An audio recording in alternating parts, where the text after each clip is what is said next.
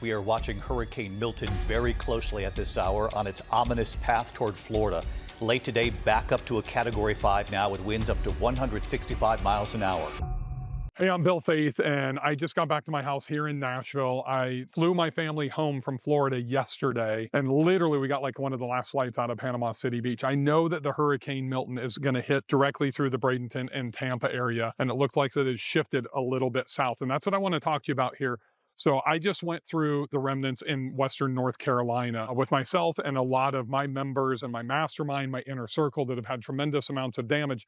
And one of the biggest things that we've suffered from up there is people that lost their houses that don't have flood insurance. I literally have been getting hammered with text messages from people that own in Sarasota, Fort Myers, Bradenton, Tampa, the Villages, Orlando, that don't have flood insurance either. And it is Milton hasn't even hit yet, but people understand what's coming with the storm surge. This could be the biggest hurricane in our lifetime. The question is how well are people prepared? And if you weren't prepared, what do you do moving forward? That's what I want to talk to you about today, because we don't even know what the devastation is going to look like. Helene was bad enough in Florida, and then all the way up through South Carolina, North Carolina, the Smoky Mountains. This one looks like it's going to be on a trajectory to where it's not going to go up the East Coast, but it's probably going to absolutely ravage the West Coast and inland, even to the Lakeland and the Orlando area. If you are there, my prayers are with you. I don't know that I have the gumption to stay there and try to ride out a hurricane by any means. I've been through Sally. My family's been through Ivan. I remember when my wife and I flew down to the Villages after we, had moved both my mother and my in-laws there and saw the damage. And that's pretty well inland. It's about 45 minutes to an hour off the coast. So here's the things that you need to do. If you have already evacuated, and I know a lot of people have, and you could be up into the Alabama area, up into Georgia, you need to be reviewing your insurance policy right now. And I'm not talking about your deck page. You just went through Helen, and hopefully you have already documented everything that was damaged in Helen, because this is going to be a different occurrence. And a lot of you have already started remediation. But if you are there and you have not documented all of the stuff that happened in Helen and the things that you have already improved, then you need to do that before Milton comes in, because these are two separate occurrences from an insurance standpoint, right? And since many of you have already started remediating, maybe it's just ripping out drywall, and removing mold or remove flooring.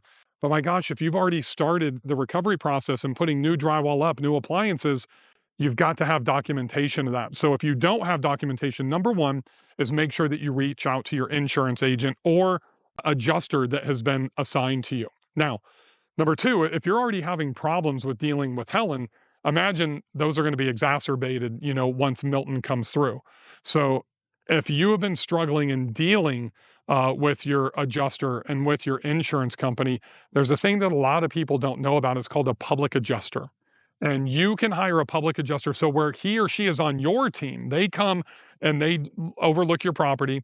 They start doing the adjustment side of it, but it's for you. So they will actually negotiate with the adjuster that has been assigned from your insurance company and your insurance company to help you get exactly what you need to remediate your property. Understand, look, the insurance companies aren't here to just write you fat checks. The insurance companies are here to give you the least amount that you are willing to settle for them. So I got a call yesterday before we left Florida yesterday morning, and it was from a lady that owns a property just south of Tampa, and she already knows that she's underinsured.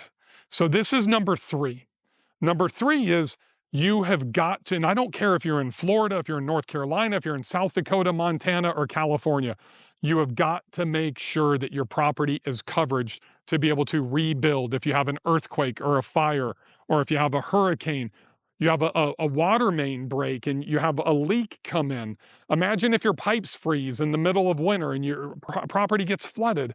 You have to have enough coverage to be able to rebuild your property based on present day construction costs. This is one of the biggest mistakes that you and I as short-term rental investors make, is most of you are looking for the cheapest insurance. That gives you the least amount of coverage, the least amount of liability protection.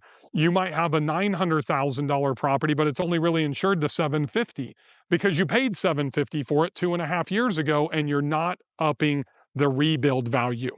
A lot of policies now have a 10% margin that they add on to it. So if you have 750,000, you'll get another 75,000, but that could not be enough. It's one of the biggest things that I look at with my insurance policies. Then the next thing that I'm going to look at are all the exclusions. And number 4 is I just don't care where you're at. And unless you are at the very top of the mountain, then you need to have flood insurance. It is like literally one of the lowest cost insurance, even in Florida. Flood insurance runs $900 to $4,000. You're paying literally 10 grand a year for wind damage, but you don't have flood. It's storm surge that's coming in. It's the mudslides that happen in North Carolina and in Tennessee that are going to flood. I mean, my wife and I was telling her when I went to go look at our properties in North Carolina, I have a property that's just outside of Banner Elk. The village is literally like 100 yards from downtown. You can walk to it. But what I was concerned about is there's a street that comes right down and curves to go down into the city of Banner Elk. And literally, it's basically not a mountain, but there's a huge pitch coming down that street.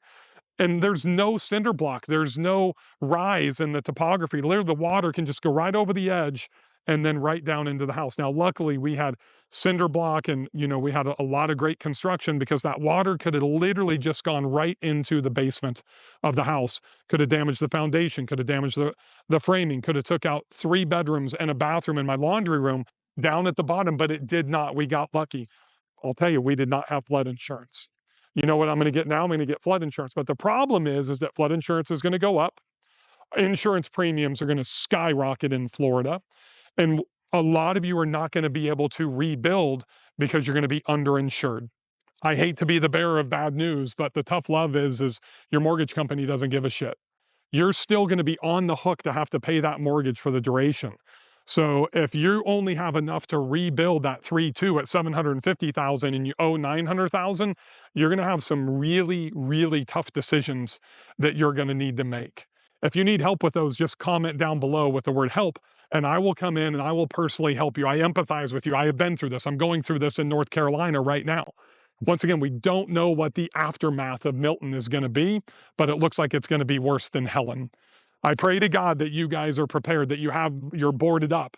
And one of the things that a lot of people don't think about is they don't sandbag around the garage, the bottom of the garage door. They don't sandbag around their front door.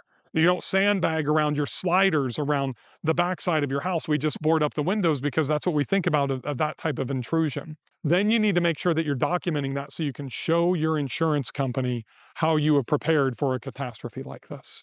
It may not help, but at least they're seeing that you take this stuff seriously and that you're trying to prepare and you're trying to protect their investment as well. I wish all of you in Florida the best. We are praying for you. Take care of yourself. Take care of your family. And then if you do need help with your